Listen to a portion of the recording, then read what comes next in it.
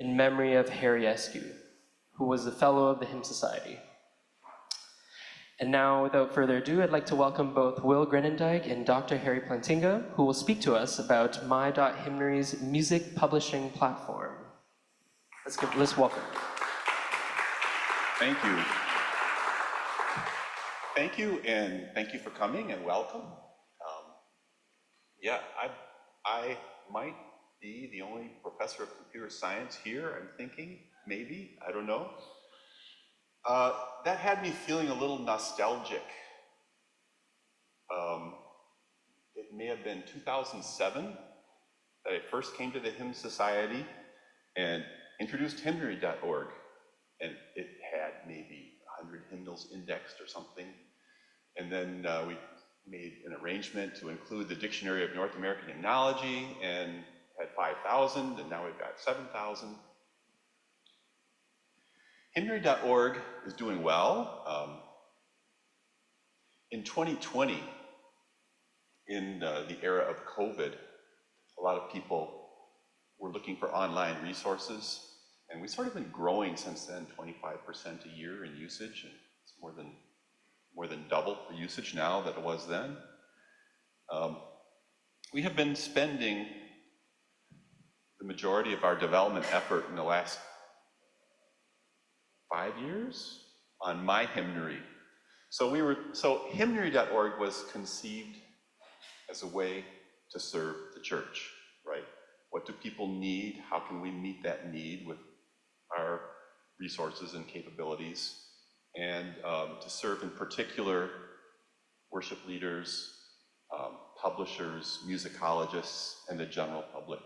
My.Hymnary followed on 10 years later, more specifically for worship leaders. How can we serve them? What are the needs that people have expressed to us?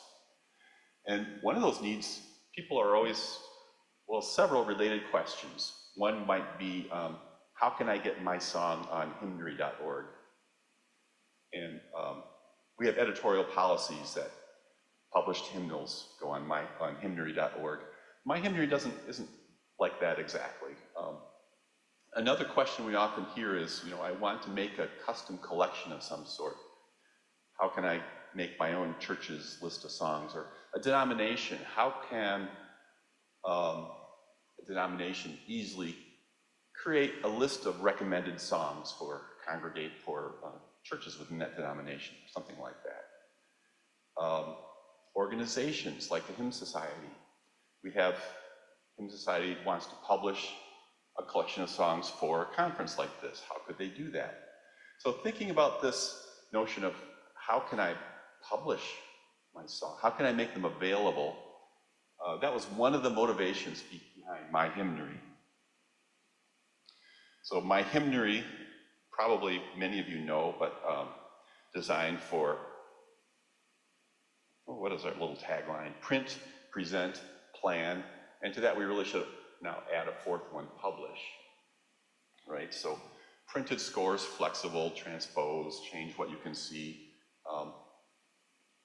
gathering songs for worship, for a worship service, perhaps annotating, distributing to musicians, and present. So print, flexible printing, but also presentation. In my research, something like half of congregations display songs on an overhead screen like this, and now publishing as well. So planning, presenting. And here is an example of a custom collection on My.Hymnary. The idea is that people, groups, individuals can create what's essentially a website for a collection of songs. Customize it, use your own URL if you want to. You can add text, you can select songs, and you can distribute them freely. You can license them if you want to. You can get, if your songs are listed with one license or CCLI, you can get revenue for their usage through those organizations. And it's sort of at the beginning stage, but I think we're at the point where it's starting to get usable, and we're starting to get, we're continually getting interest. So that's what this session is about. How would you use this to create a custom collection? And to give the details, I'm going to turn it over to Will. When I was teaching computer science, Will tells me 11 and a half years ago, I had a student in one of my classes who was, very sharp and a really good kid, and we hired him as an intern. And then we hired him full-time, and he's sort of gone on to become, be the person in charge of all software development. Now he's associate director of hymnary.org, and I think probably it's fair to say that from this point on, you'll be seeing more of Will and less of me. So let's all welcome Will for his part of the presentation. Thank you. All right, thank you, Harry. Give me one moment here while I switch things over.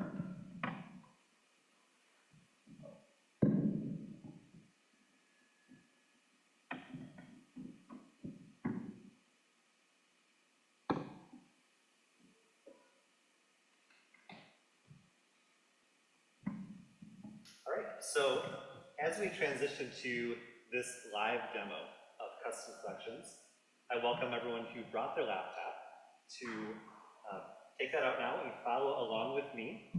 And we're going to be on My.Hymnary.org. As we dive in here, you will want to log in if you want to follow along. So I'm really excited to dive into the practical side of My.Hymnary with all of you. And as Harry mentioned, explore the custom collection feature together. So as we walk through the process of creating and managing a custom collection, I hope everyone will be able to see the versatility both for individuals and for larger organizations wanting to create a custom collection.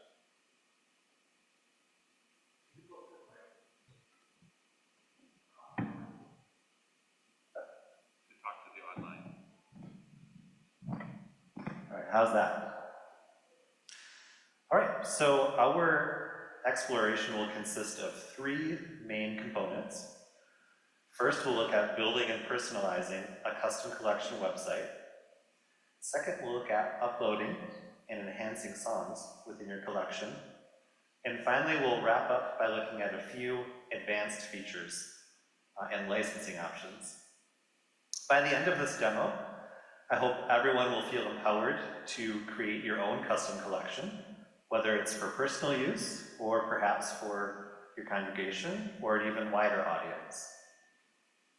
We'll pause a few times during the demo for questions, but please feel free to stop me at any time if anything I say is unclear.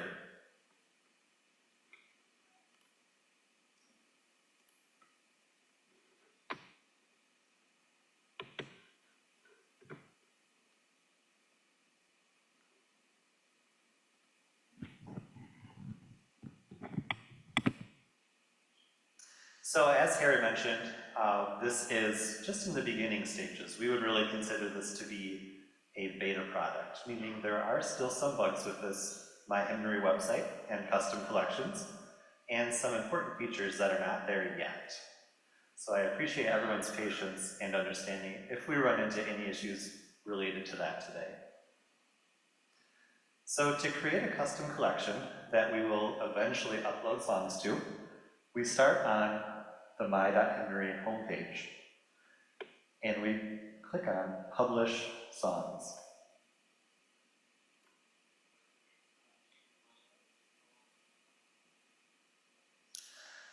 Now, as you can see, we're on a page that provides an overview of custom collections with a place to enter a title and our URL. So let's do that now. Let's call our custom collection Refuge and Strength.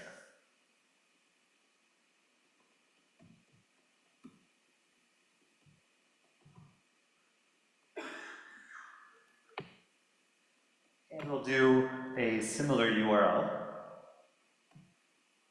For the URL, we can only use lowercase letters and hyphens. So we'll do refuge, dash, and dash strength. Of course, we have to agree to the terms of service.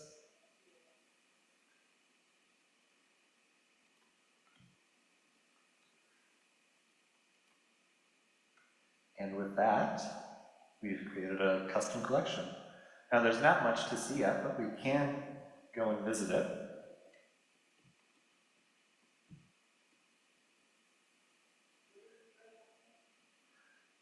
Go ahead. Could you repeat that? So up here, I'm going to go and look at this custom collection that we just created. Editing the URL. I'm going to the homepage of this custom collection. So we, on the previous page, called this Refuge and Strength. So the URL will be refuge and strength. I would do something else, yeah. For me, I'm doing Refuge and Strength. You'll want to do a different one. Yeah.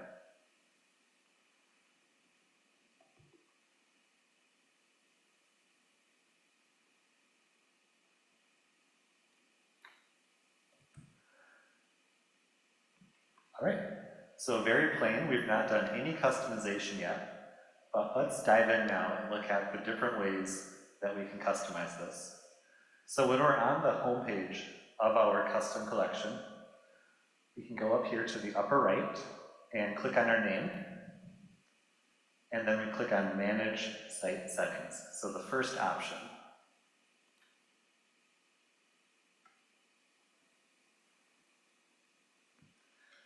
So the first 4 fields are really for adjusting how our custom collection looks. So of course we have our title. We can also enter a tagline. For mine, I'll just use the tagline, A Contemporary Psalter.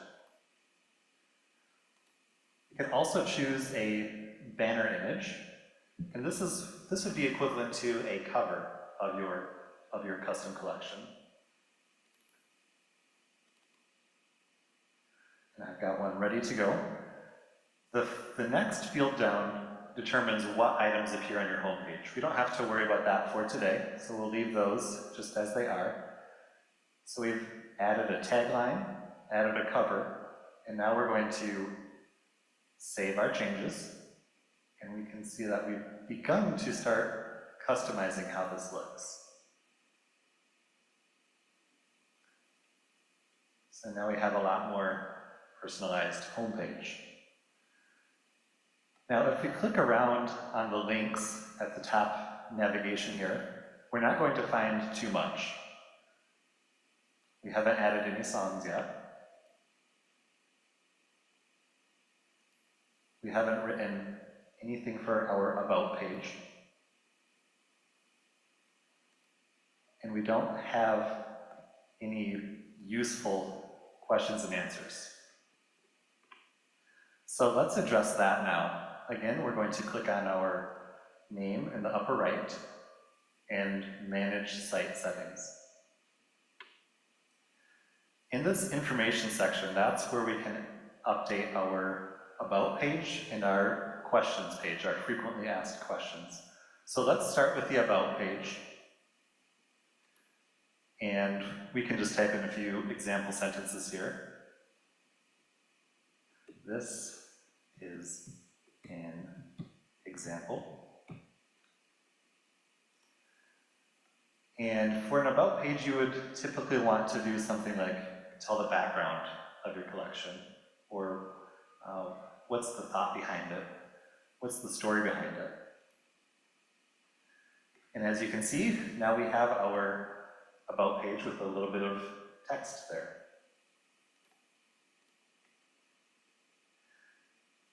Now let's go back and add a couple of questions on the frequently asked questions page. Now, I imagine that many custom collections, as they get usage, you'll have people asking you questions about, why is this way? Why did you name it this? So that's a good place to store. Those are good things to put on your frequently asked questions page. So maybe we want to say, what is a psalter?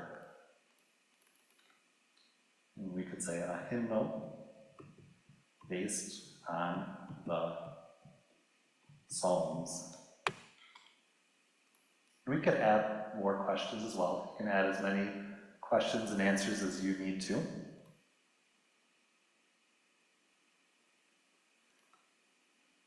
now if we go back to our homepage and click on our frequently asked questions, I'll bump up the text here.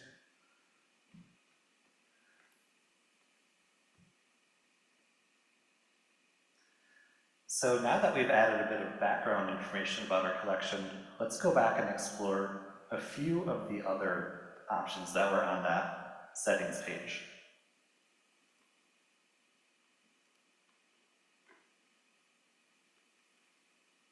So this last section here is really applicable for groups that are making a custom collection. If you are just an individual publishing your own work, you probably won't have as much need for this section. So again, this is for collections that would be maintained by multiple people. This first group of fields, these are the people that are admins of your collection. They can update the settings, they can add songs, they can basically make any changes to your collection. This next group down would be your board members. So maybe you have a custom collection with an editorial board. So you would list those people here. Your editorial board is exactly the same. They have exactly the same privileges or access as your admins, but they're also listed publicly, so that people looking at your custom collection can get an idea of who's behind this collection.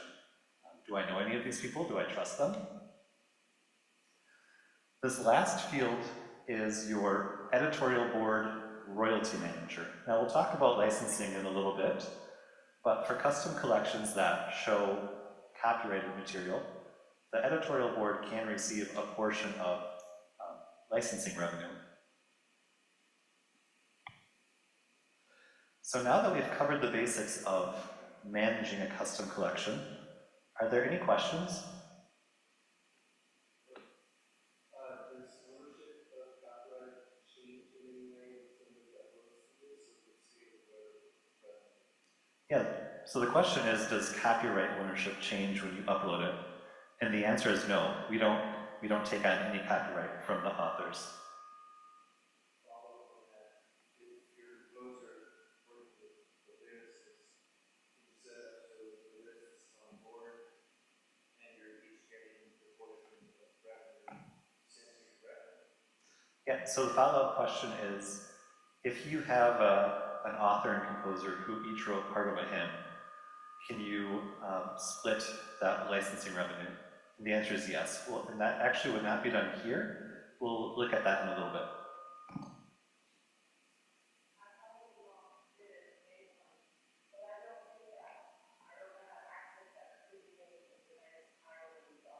Okay. Yeah, so what URL did you enter when you created it?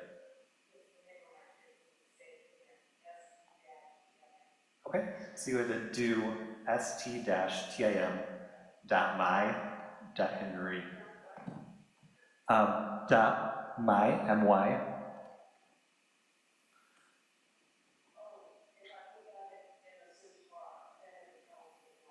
Yep. Yep. Yeah. I'll type this in so you can see it. Is it Timothy spelled out?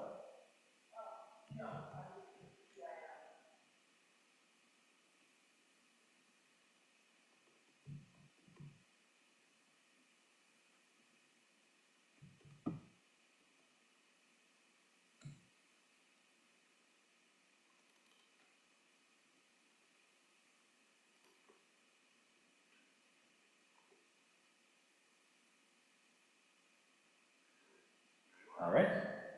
So it will look prettier once you upload a cover image.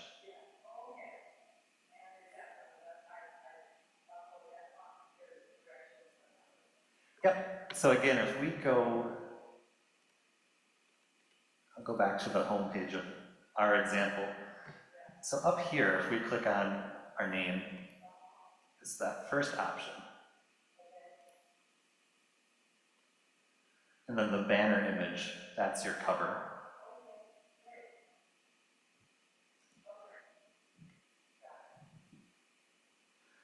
Any other questions? Otherwise, I'm going to take a break to adjust our projector setup here.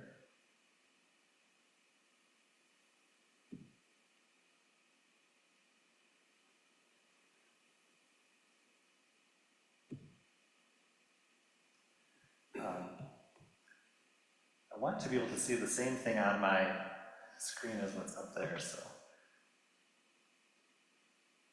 thank you for your patience.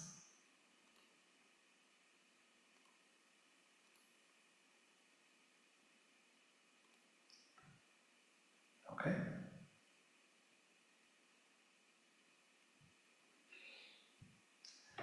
So now let's shift gears to adding songs to the collection.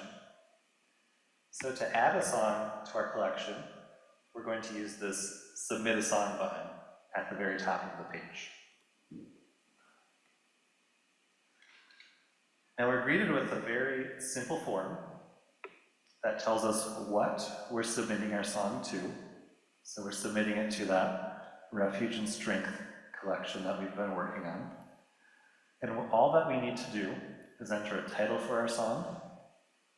So just for this demo, I'll do Amazing Grace.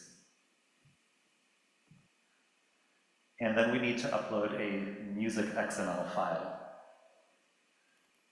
Now, if you're not familiar, music XML is a format similar to Sibelius or Finale, but it's open source and there's a bunch of free tools available that you can use to work on music XMLs.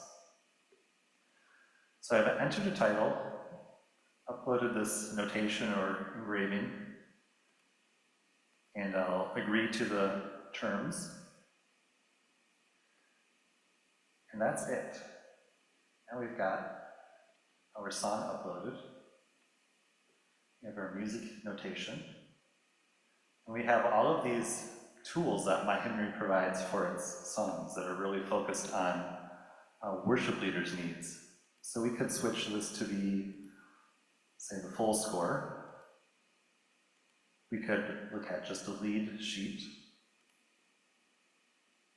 maybe a chord chart.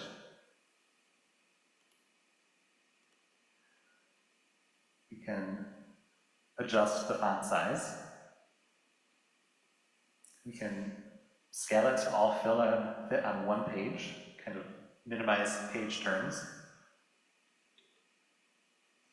We can transpose it. We can even remove certain stanzas from the song. So now we're looking at just Amazing Grace with the last stanza. Now, in addition to all these things we can do with the score, we also automatically get a presentation of slides that you can project with the music included.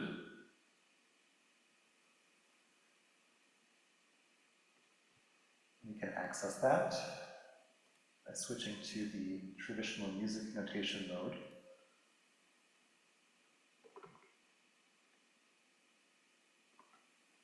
So now as we go through, we have our song presented in a format that's great for a congregation singing along with 4 parts. Yeah.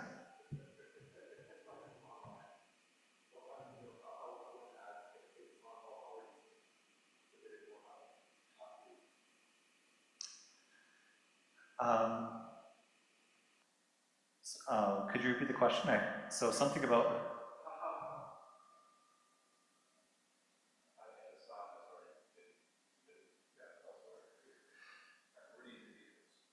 Yeah, so if you try to submit a song to your own custom collection, you're welcome to do that. Our editorial team doesn't really touch any of the songs uploaded to individual collections. If we notice there's something obscene, we would remove that, but otherwise, we don't review or police what's uploaded to collections.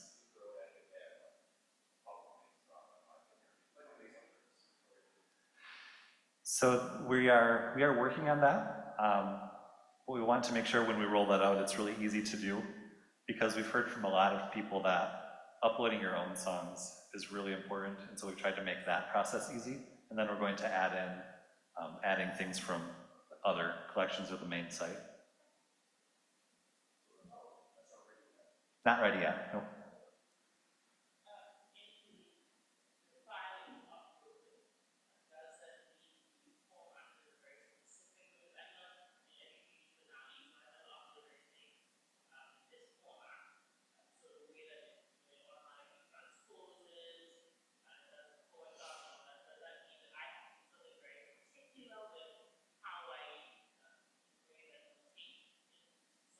Yeah, great question. Question is, do we have to do anything special when we engrave that music XML file?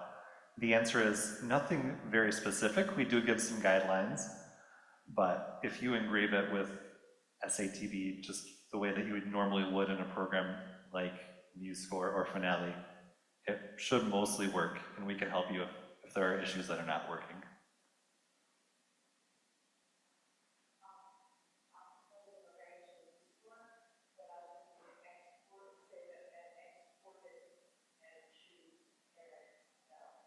Yep, so the question. Right, so the question is, what do you export? So if you're using the program MuseScore, which we recommend, that's free, you would export your engraving as music XML, and that's what you would upload.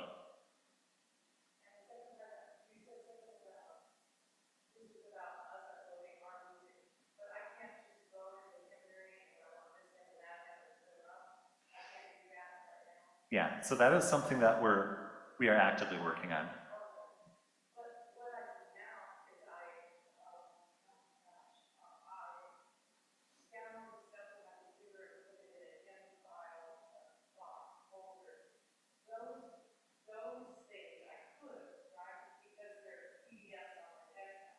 Right. Right.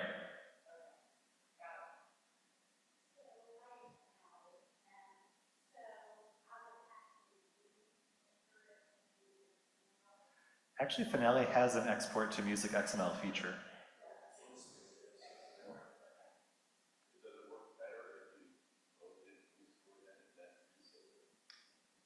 There can be times where that's the case.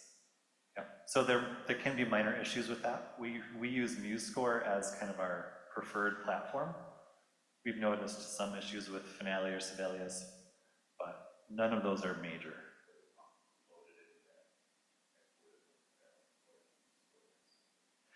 Yeah, we do that automatically. Yeah. So you could, yeah, so to Harry's point, you could load your file into MuseScore once you've exported it and just make any tweaks that you need to. Any other questions? Okay, so this is really the core of uploading songs to a custom collection. And this is really the most important part of the presentation. So as we move on, we're going to look at extra things you can do, but I hope that everyone feels very comfortable with this process. Now you may notice that this message up here says the song is not publicly available.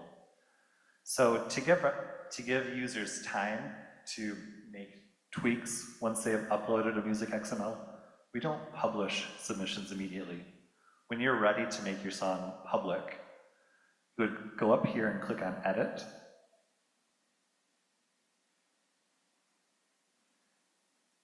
And then at the very bottom, there's an Approve button.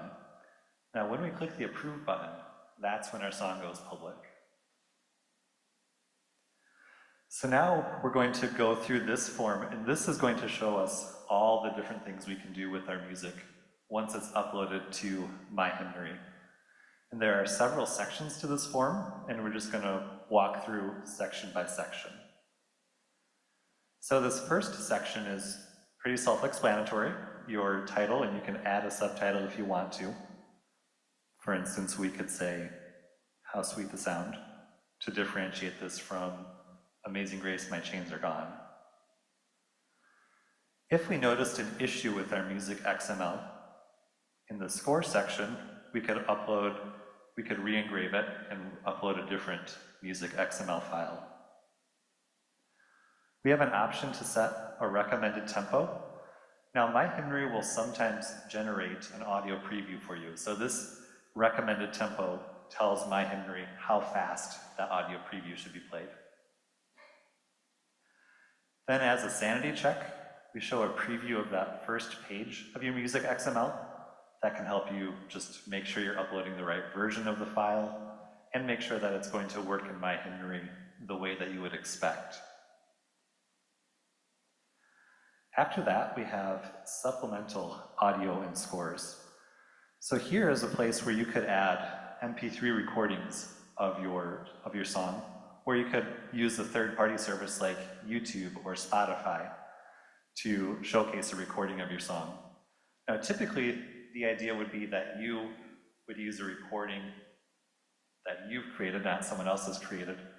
But for the purpose of this demo, I'm going to use a YouTube video by Peter Hollins. So I'll call this Peter Hollins. I'll go to YouTube. I've got this. Amazing grace. Now that everyone's awake, we'll use this YouTube recording of Amazing Grace. All I did was I copied that YouTube URL. And over here, I'll paste the YouTube URL. So just filling in these two fields tells My.Hymnary that this song has a recording on YouTube, and that's the URL. So let's go look at our song with this YouTube recording linked to it. So now under audio settings, we have this video that we linked to.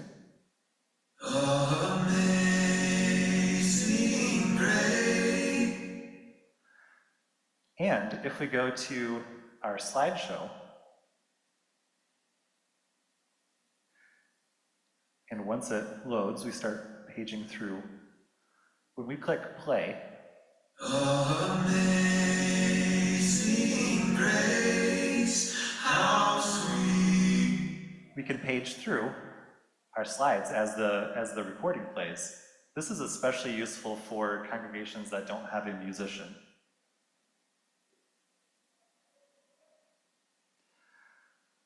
So now we'll go back to our edit form. We left off at the supplemental audio and scores, and now we'll scroll down to copyrights and royalties. So our copyright statement, that's the first field here. This is that copyright statement that goes at the bottom of a printed page in a hymnal, for instance. So we could say, copyright to 2024 by Will Groenendyk. Of course, you can put whatever you like there. We have a text copyright year and a tune copyright year. These are just for your own personal reference. We don't do anything with this, but some people do like to store that data. The last section of this copyrights and royalties section is how you want to earn royalties for this song. So the first option is CCLI. Now, if your song is listed with CCLI, you could say, I'm good with just getting the revenues from CCLI usage. I don't need any additional royalties. So you would click that first box and enter the CCLI number for your song. The one license option is the same thing, but you would be earning your royalties, of course, through one license. The third option is earning royalties through My.Hymnary's subscription program. Now, I'll discuss that more in a few moments, but this is a way that you can earn royalties by licensing your song through My.Hymnary. Now, some people are not in a situation where they need to earn revenue from their works, and so they are free to distribute their works for free. They don't need to earn royalties. They would click this last option. Now, I'm going to guess that this third option is the least clear, so if that's the case, just bear with me. We'll circle back to that in a little bit. The next section is where we can list the people who were involved in creating the song, the contributors. When you upload a song to a collection, you're always by default the only contributor. But we can adjust that.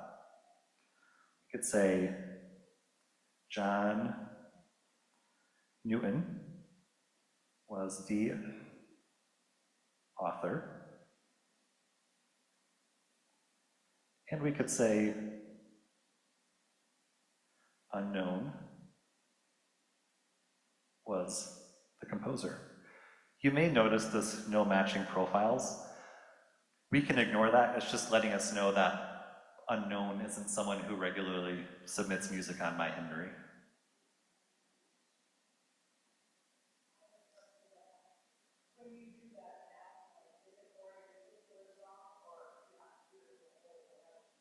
Great question.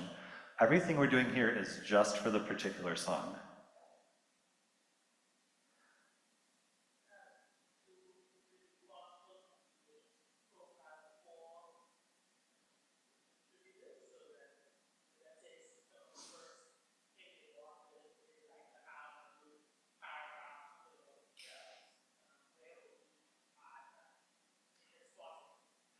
Yeah, so if we have time at the end, let's circle back to that. Otherwise, I can show you after the session's over. Yeah.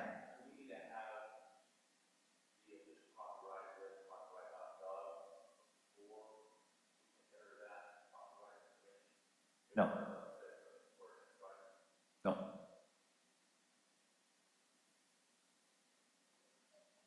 Question was, do you have to register your work with copyright.gov? And the answer is no.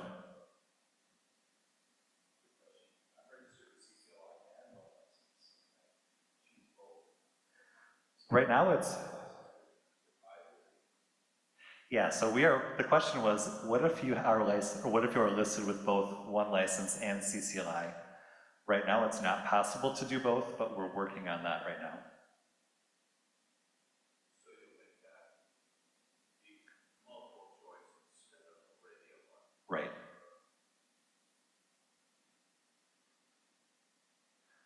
So we've added 2 contributors. Let's go ahead and see how that affects the song page. We scroll all the way to the bottom. Under our songwriter information, we have our author and our composer. And now we have just one section left, and that is additional information. So this is just a bunch of metadata about your song. We don't do anything with it currently, but we're working on a search engine that will take all of these things into account. We've heard from a lot of worship leaders that they're really excited to be able to use all these different ways of finding songs. So as you add your songs to custom collections, I strongly encourage you to take the time to fill these in. So we have a role in worship, and we can put anything we want to in this field.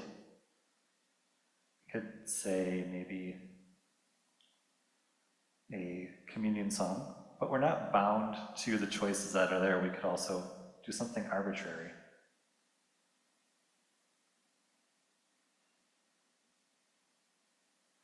And the system will accept that as well. The same thing for topics. We can use the ones that are given to us.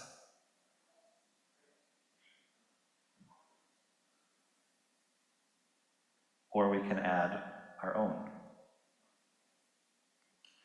Now for scripture passages, we do have to enter valid passages. I mean, there's only, a scripture reference has to actually exist in the Bible. Right, to be useful.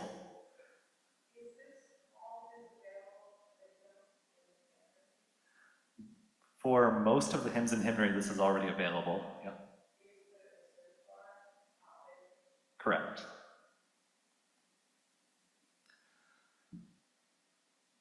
Let's say Psalm 1. Just like the scripture passages, we do have to choose recognized church seasons and holidays. Again, for searching by this type of thing, it just makes sense to keep that list pretty narrow. The text and tune source, these are really for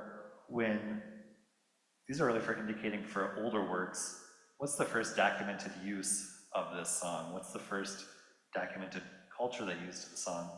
So for the things that you're writing brand new, you wouldn't typically use the text source or the tune source, but maybe you're reworking an old song. Maybe you're adding lyrics to an old tune. In that case, maybe you would fill in the tune source field. And then the tune country of origin, of course, that's where was the tune written. We're not going to get into the advanced items today. Those are advanced because they're not for most users. This editor feedback, we can also ignore. This is because I created the collection, so I'm the one who gets to leave feedback on songs.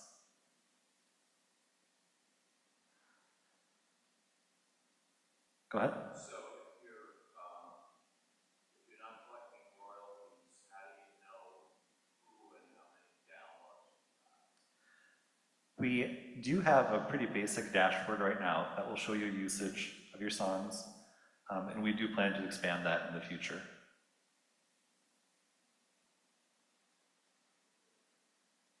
Any other questions?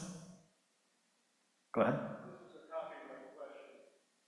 I've written about 1,000 things which reside just on my computer, but I've copyrighted them all as Creative Commons. Okay. Have I shot myself in the foot for going forward and getting the revenue out of it? That's probably not a question I can answer, but I don't. Creative Commons claims that their licenses are irrevocable. And if someone has copies of the song, it's Creative Commons license. So going forward, if I want money, I have to put it on a real copyright, not Creative Commons. Right. Thank you. That's all. Okay. So this what we've covered so far is now the intermediate features of managing songs that you've uploaded to a custom collection. And we have a few more topics that we'll cover, but before we do that, are there any questions about this form that we've just walked through?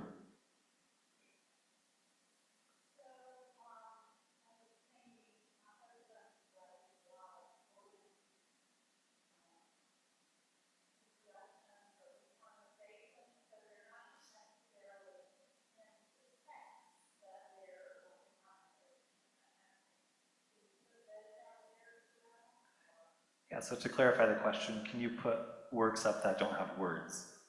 And yes, there's nothing that would restrict you from doing that.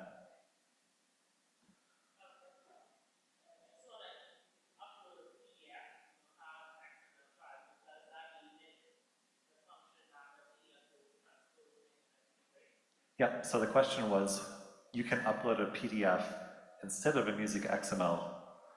Yes, you can do that, but then it will not be transposable, and we will not be able to generate a PowerPoint. Any other questions?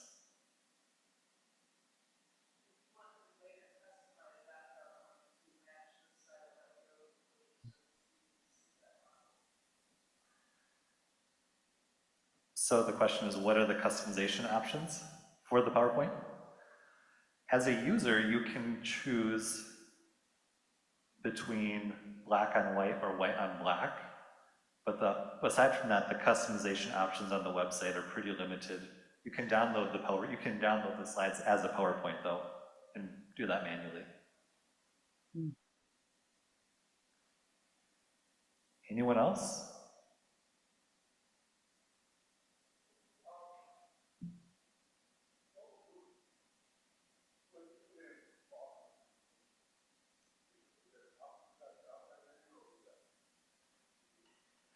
Yeah, so the question was author and composer, is that a drop-down menu? I would say that's an autocomplete. You can use the predefined options, but you can also do something arbitrary.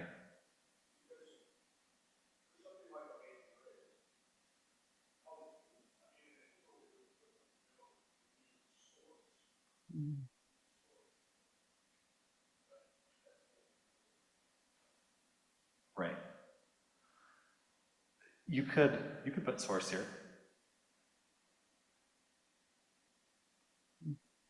Remind us about using other languages with a hymn and how that is going to be possible when you upload a song. Question is uploading a song with multiple languages. So typically the way you would do that is you would enter all the stanzas, you would enter your Spanish stanza, your Korean stanza, and you would just enter those as separate stanzas, and those would then appear on the song page.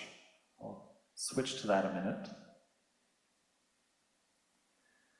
Those would appear as options down here, and we would show the language. Other questions?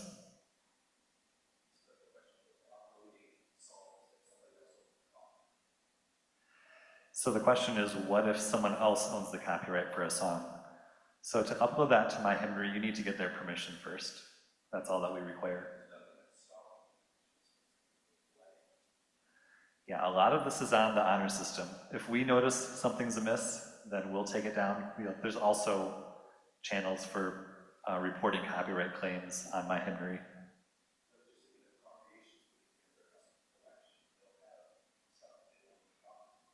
Right. Right. Right. Legally speaking, I think they would have to get permission from that copyright holder. Anyone else? If not, I'd like to talk a little bit about the My.Hymnary subscription program. So, as Harry mentioned, one motivation behind My.Hymnary is to make life easier for worship leaders. Now today we've looked at how My.Hymnary helps out songwriters, composers, but My.Hymnary also is meant to help out worship leaders.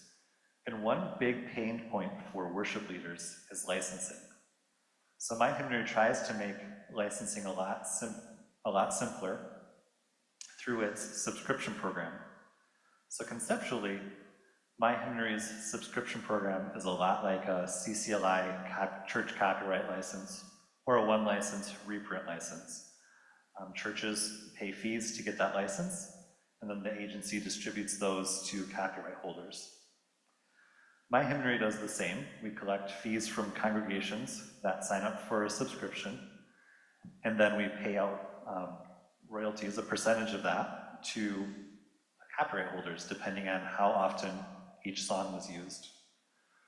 But in addition to providing that facility, My.Hymnary goes beyond what a typical licensing agency would provide. My.Hymnary provides all of these musician and congregational resources in addition to that basic license for usage or projection. Usage is tracked automatically, of course. This is all digital, so it's easy for us to see when someone projects a score or customizes it and downloads it. And so we can automatically calculate that usage. Congregations don't have to report anything. So, if we wanted our song to be part of that subscription program, if we wanted to earn distributions through the My.Hymnary subscription program, how would we do that? Well, let's demonstrate that with a fresh song example. So I'm going to go up here and click on my name, and we'll go back to Submit a Song. And this time I'll do Amazing Grace with royalties. Just like before, I will upload a music XML file and agree to the terms.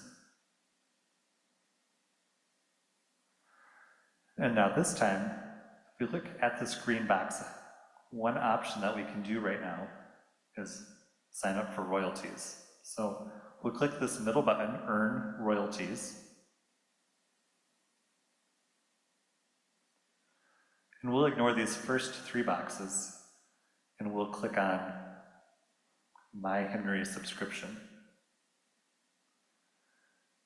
And when we scroll down, we see that I am the only contributor, and I will earn 100% of the royalties generated by this song. So when we click Approve, you may have noticed I haven't done that so far. When we click Approve, the song not only goes public, but your royalty option is locked into place. It makes the royalty tracking too complicated if a song can change its royalty situation partway through a reporting period. So once we click Approve, we're locked into what we've chosen for royalties.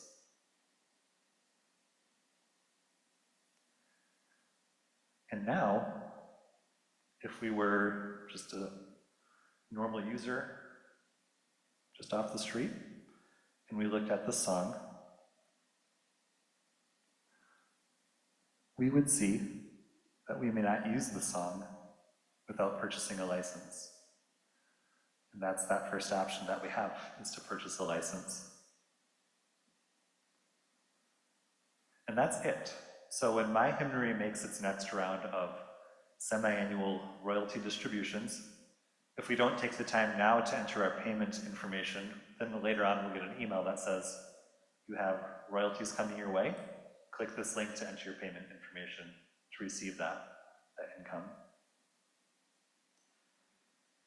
Are there any questions on this? I imagine that there are.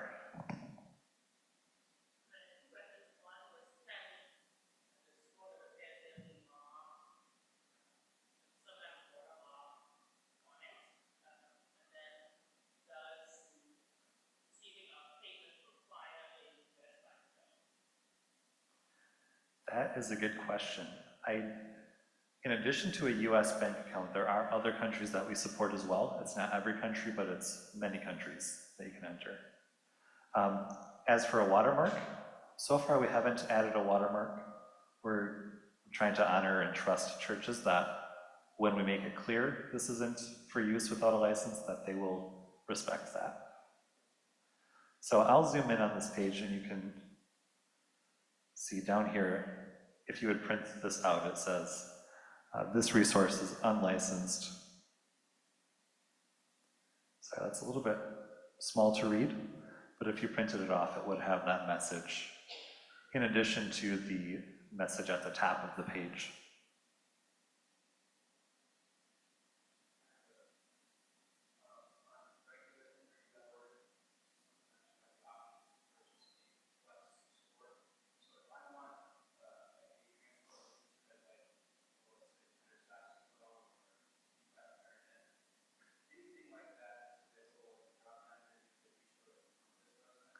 Yeah, so the question is, what options are available in the drop-down menu? So we have, we tried to match this very closely to how flex scores work.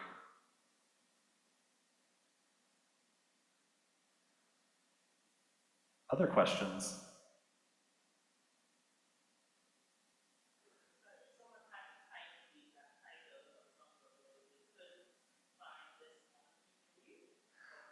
Yeah, so the question is, if someone typed this exact song title onto Hymnary, would they find it? No. There's user-uploaded content to My.Hymnary does not appear on Hymnary.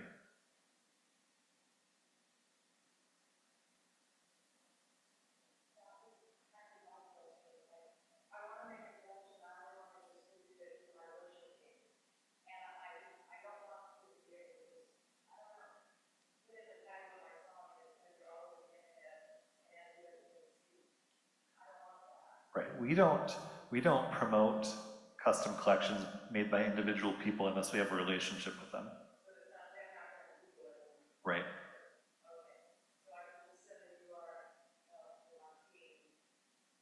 You do want to be careful where that URL is pasted. Like if it's pasted to Facebook, there is a chance that Google would pick it up. So just something to keep in mind. Yeah.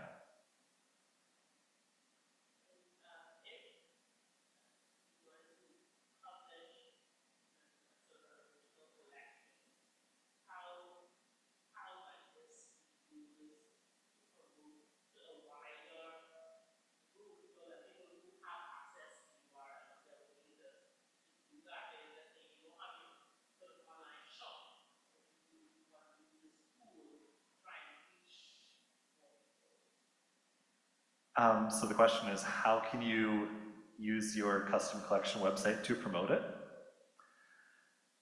So you could post the URL to Facebook, you could distribute the URL. Is there a specific option you have in mind?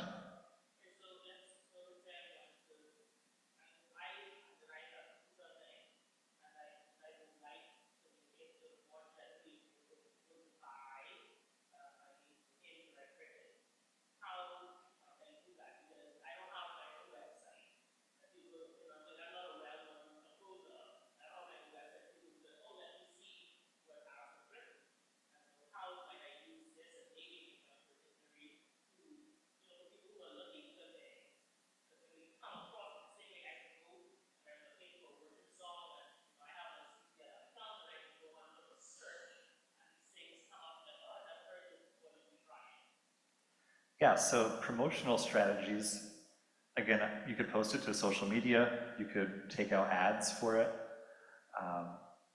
That's a little bit outside my wheelhouse. But speaking of the shop portion, if you license your songs through My.Hymnary, you don't need to do anything extra. So people can purchase your songs through My.Hymnary, through your custom collection.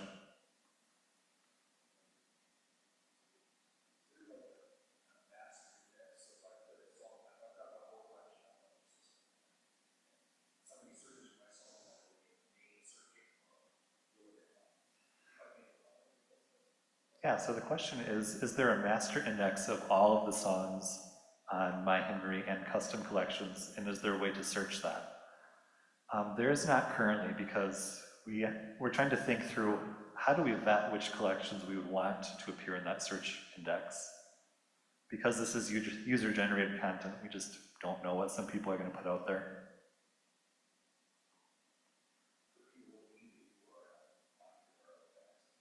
Yeah, people would need your collection URL.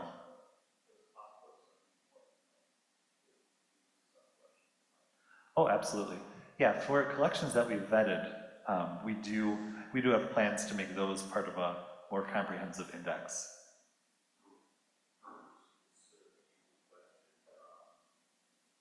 So if somebody puts in the name of their collection, then all the songs that are in the collection are accessible. Yep, so the question is, if someone goes to your custom collection website, they can access all of the songs that you've uploaded to it? And the answer is yes, as long as they're public.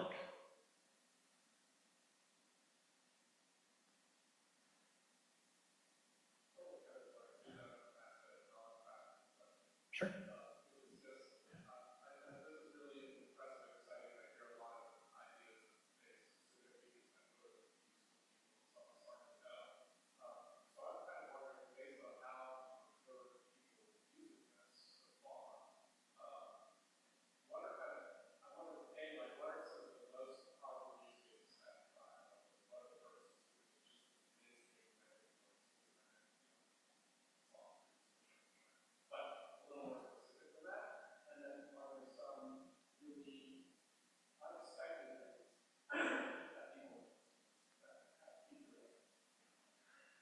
So the question is, what are the common use cases that we've observed, and are any of those particularly interesting to us?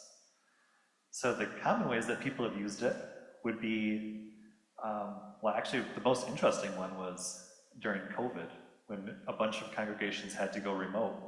They would actually live stream their service in Zoom, share their screen while looking at the My.Hymnary presentation. So the way that this has enabled remote church to function, I think, not particularly surprising, but one of our most exciting uses that we've seen. But yeah, like you said, people usually come here looking for a score that they can access immediately and customize. If there is a song that has a minimal chord like that, and you want to customize it with more chord changes, is there a way to do that and then save that in some way? So the question is, what if you want to customize the chords? That is something you would do in your notation software. So in MuseScore, for example, you could add more chords.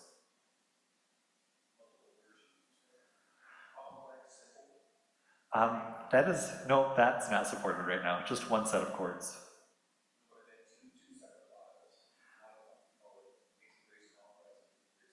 Yeah, you could do that, yep. Yeah, so the suggested workaround was to just upload the song twice as 2 different entries.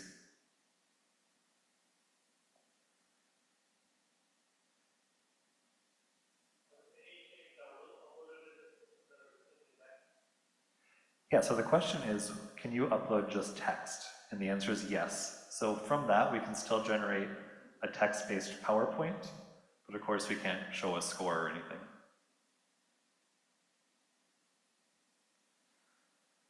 All right, so we're nearing the end of our time, and I do just want to note 2 things briefly. And the first of those is custom collections are designed to be collaborative. And the reason I bring that up is because if someone knows the URL to your custom collection, they can submit songs to it. Anyone who knows the URL can submit songs to it. But those songs will not be public unless you, the creator of the collection, approve those songs. So if that's a feature you don't want, you can totally ignore that. But it is something, for some people, that's good to be aware of.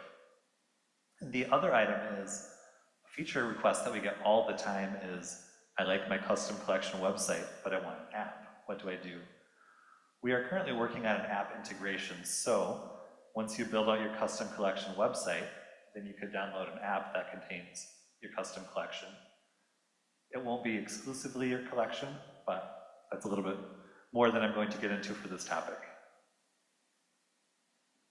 As someone who doesn't use this service very often, I think it might be helpful on a number of agencies that we're working on that. It might be helpful on your front page to say, here are the things that we're working on.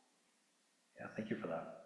The suggestion was to, on the front page, note what things are available now and what things are in progress.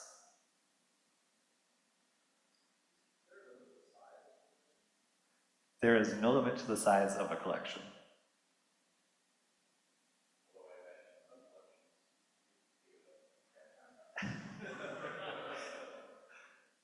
I encourage you to try to find the limit.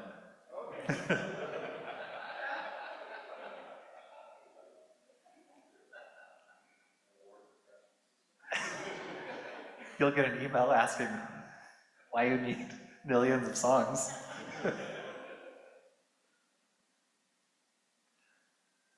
All right, any questions on anything that we've covered in this presentation?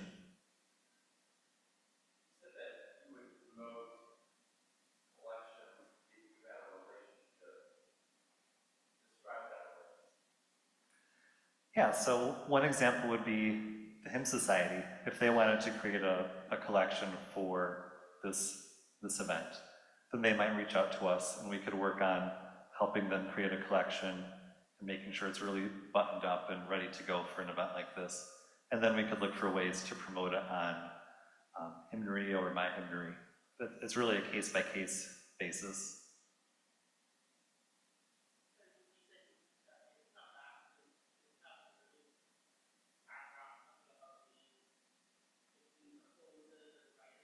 Sure. Yeah, so the question was about what if you want to have your own profile with a picture and paragraph. So if you want to have your own author profile on My.Hymnary, we can do that by going to our name again, and then edit profile.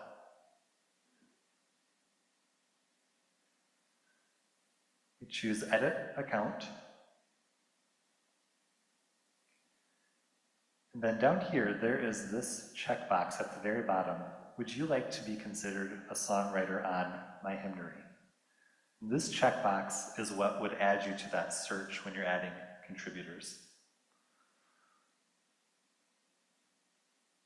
So I could say for my songwriter profile, I'm a chaplain and nonprofit creative arts leader. That's not true, but it sounds good.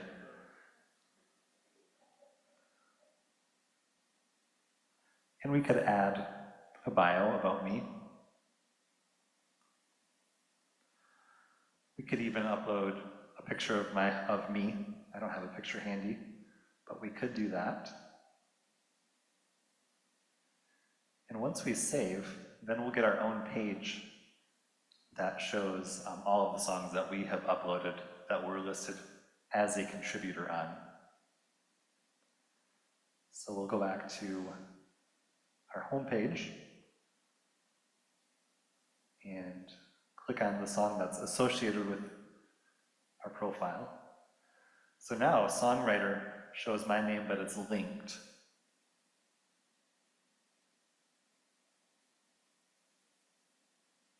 And we have this page with my name, and the paragraph that we wrote, and the one thing that we are working on is making that bio line show up. That's a feature that we're in the middle of adding right now, but that line about me being a chaplain, that will show up soon, just not yet. Below the information about me is all of the songs on this collection that I am the contributor for.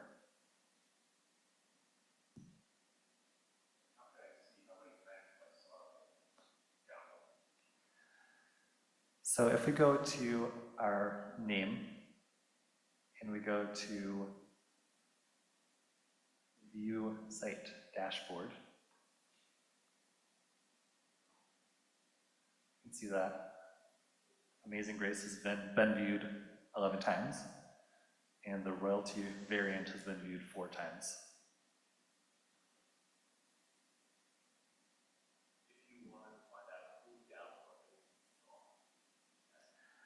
No, we could get into lots of privacy issues with that.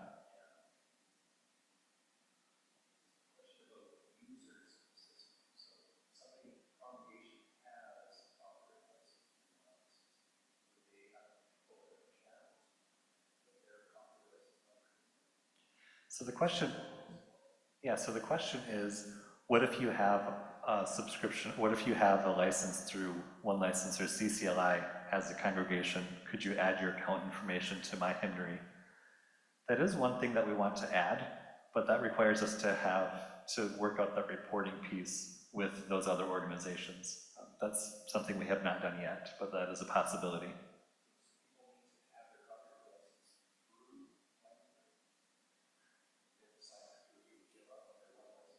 No.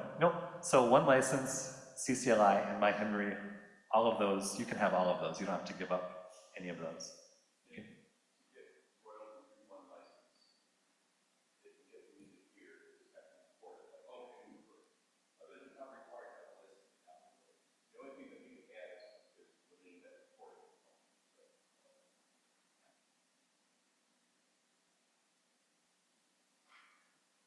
Any other questions? All right, well, thank you all for your time and attention. I hope you all